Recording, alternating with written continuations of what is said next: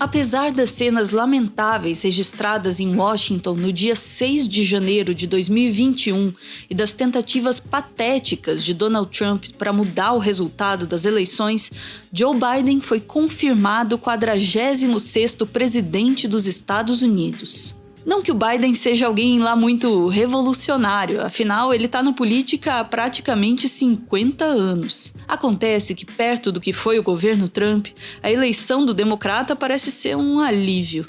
Eu não me espantaria se muitos americanos dissessem que usaram um raciocínio meio tiririca para votar no Biden.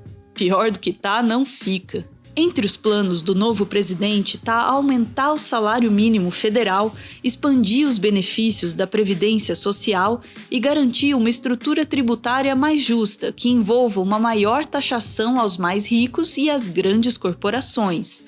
Ele quer implantar uma política de acesso universal à pré-escola e de perdão de dívidas estudantis, além de incentivar os estados a reduzirem o encarceramento, descriminalizarem a maconha e acabarem com a pena de morte. Ainda está nos planos do Biden investir coisa de 2 trilhões de dólares em energia verde, recolocar os Estados Unidos no Acordo do Clima de Paris e reverter a saída do país da Organização Mundial da Saúde. O estilo da presidência ao lidar com a política externa também deve mudar. No governo Trump, o país foi guiado pela lógica do America First, uma coisa meio Estados Unidos contra o mundo. From this day forward, a new vision will govern our land. From this day forward, it's going to be only America First. America First.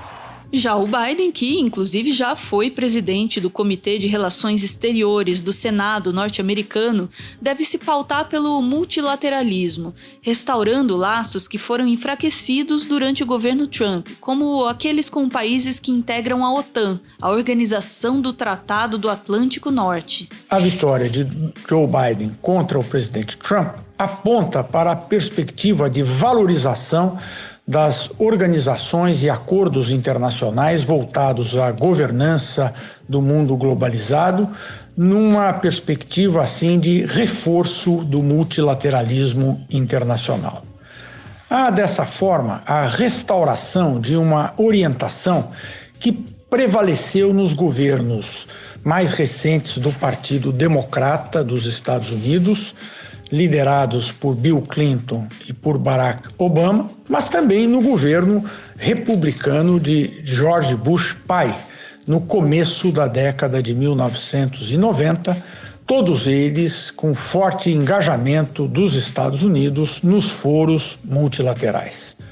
Deu-se assim, nesta eleição recente, a derrota do discurso de Trump contra a globalização e a favor de políticas unilaterais.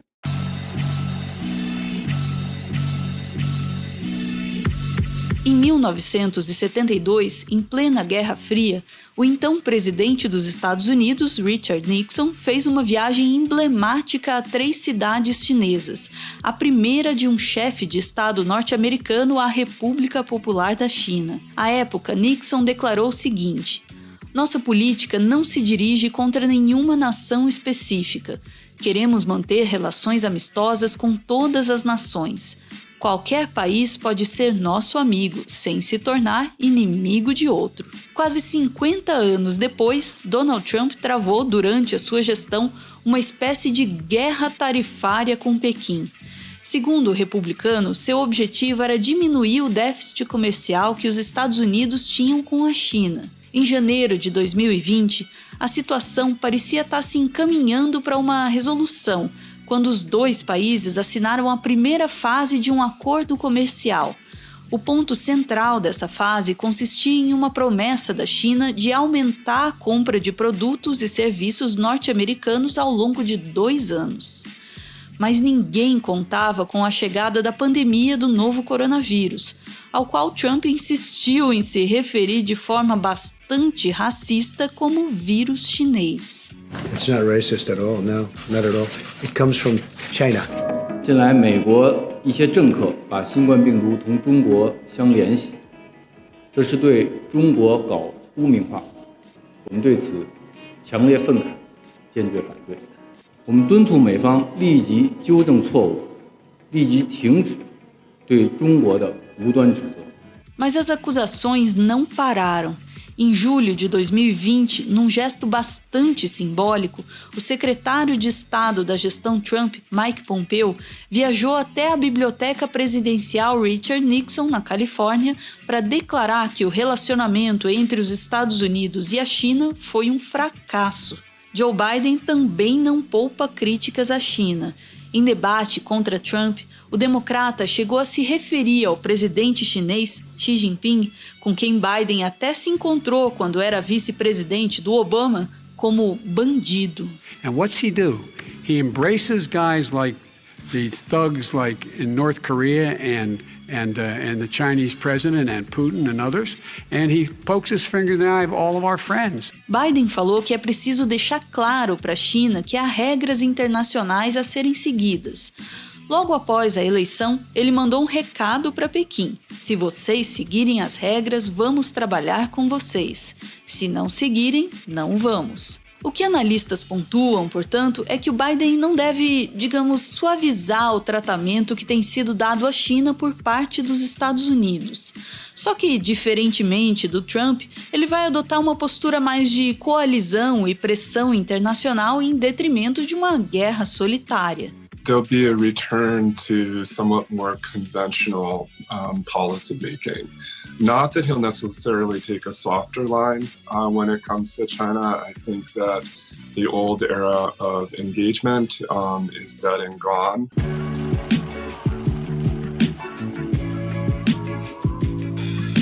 Se nos anos 70, Nixon foi o primeiro chefe de Estado norte-americano a pisar na República Popular da China, Trump foi pioneiro quando, em junho de 2019, foi até a Coreia do Norte. Os ex-presidentes Jimmy Carter e Bill Clinton até já visitaram Pyongyang, mas somente depois que deixaram o cargo. Antes, Trump e o ditador Kim Jong-un haviam se encontrado outras 2 vezes, uma em Singapura e outra em Hanoi, no Vietnã. Depois disso, ambos trocaram bonitas cartas, nas palavras de Trump. Não houve, contudo, avanços quanto à questão da desnuclearização da Coreia do Norte. Joe Biden, por sua vez, já comparou Kim Jong-un a Adolf Hitler. What has he done? He's legitimized North Korea. He's talked about his good buddy who's a thug, and he talks about how we're better off. And they have much more capable missiles, able to reach U.S. territory much more easily than ever did before. We had a good relationship with Hitler before he, in fact, invaded Europe. A antipatia, por assim dizer, é recíproca. Em 2019, um artigo publicado pela KCNA, a agência estatal de notícias da Coreia do Norte, chamou Biden de cão raivoso que deveria ser espancado até a morte. Além disso, nos primeiros dias de janeiro de 2021, Kim Jong-un afirmou em discurso que os Estados Unidos são o maior inimigo da Coreia do Norte.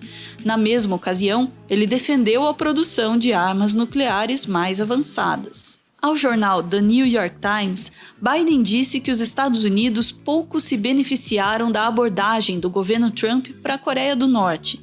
O democrata afirmou que durante seu governo ele vai buscar trabalhar em aliança com o Japão, Coreia do Sul e até mesmo, pasmem, com a China, para evitar o avanço nuclear de Pyongyang. Sobre um eventual encontro com Kim Jong-un, Biden falou que a cúpula ocorreria somente como parte de uma estratégia real rumo à desnuclearização norte-coreana, e não para perseguir um projeto de vaidade como teria feito Trump.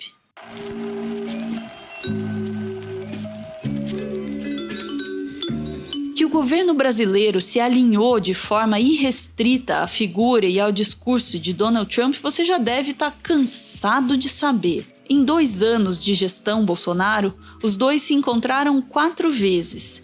E o presidente brasileiro até convidou Trump para vir ao Brasil, o que não aconteceu. Nesse quadro, a torcida de Jair pelo Partido Republicano nas eleições norte-americanas era natural.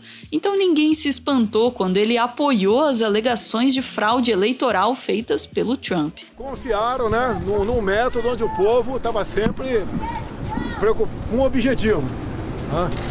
É um dos países que é a mãe da democracia. Agora, a imprensa não divulga. Eu tenho minhas fontes de informações, não adianta falar para vocês, não vão divulgar, tá certo?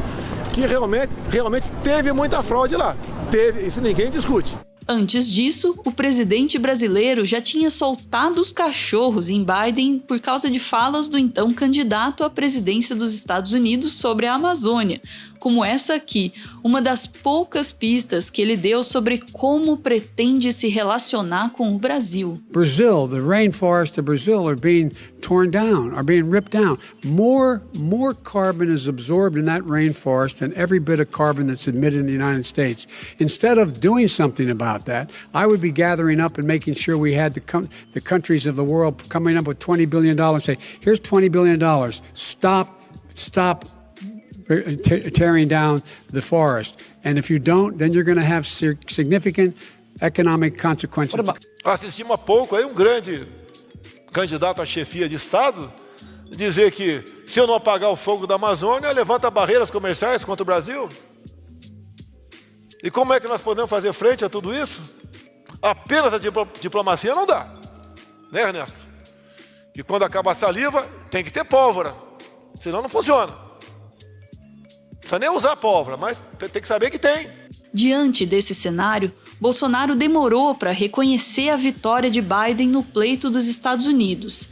Mas em 15 de dezembro de 2020, mais de um mês após as eleições, finalmente o fez. Até então, alguns analistas tinham afirmado que a relação do Brasil com os norte-americanos deveria ocorrer por uma via mais pragmática a partir de agora, e que as diferenças entre o presidente brasileiro e Joe Biden não significavam automaticamente que Brasília e Washington iriam travar uma relação ruim. Só que aí chegou o dia 6 de janeiro de 2021, e ocorreu a invasão ao Capitólio. Ao comentar o ocorrido, Bolsonaro falou mais uma vez em denúncias de fraude, colocando em xeque as eleições dos Estados Unidos. Na mesma toada, o chanceler Ernesto Araújo, apesar de ter condenado o episódio, ressaltou que grande parte do povo americano se sente agredida e traída por sua classe política e desconfia do processo eleitoral. Isso nas palavras dele. Agora, as análises são mais no sentido de que o Brasil deve se isolar ainda mais no cenário internacional. O ex-diretor para assuntos do Brasil e do Cone Sul no Conselho de Segurança Nacional da Casa Branca entre 2014 e 2016,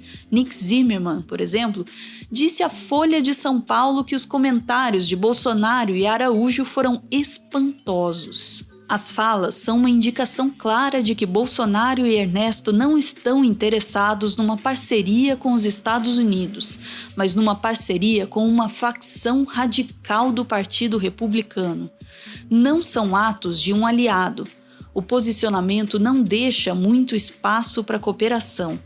Existe uma agenda bilateral robusta, mas não sei o quanto será possível avançar com ela nessas novas circunstâncias, porque em qualquer relação diplomática, os dois lados precisam estar comprometidos. Outro a analisar a situação foi o Brian Winter, editor-chefe da America's Quarterly, publicação especializada em política, negócios e cultura nas Américas. Em artigo, ele escreveu que hoje, Bolsonaro parece pronto e até ansioso para aceitar o isolamento. Ele e seus seguidores mais leais realmente se veem como soldados visionários em uma batalha global contra o socialismo e outros males. E se Brasília se tornar o único posto avançado remanescente do hemisfério, tanto melhor. Na política interna, Bolsonaro aposta que o confronto o ajudará a reunir sua base em um momento em que continua relativamente popular, mas vulnerável. De qualquer forma, se Joe Biden quiser guerra, bom, eu acho que a gente não está pronto.